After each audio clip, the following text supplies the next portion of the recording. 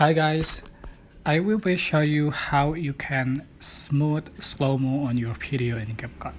So it's super simple, just tap on your project and select video you want to edit.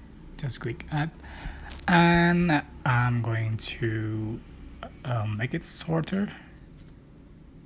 So just tap edit and split and split again. So for the middle clip, I'm going to select speed. In the bottom, select normal and just swipe to the left or make it slower. And you can select make it smoother in the bottom. So just select better quality. Text mark and waiting for playing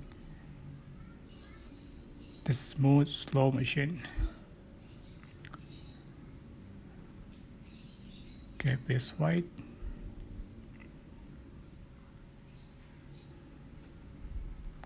So here we go. It's for the original video. This smooth slow-mo. So smooth. Okay, that's how to smooth slow-mo on CapCut. I hope this tutorial was helpful for you.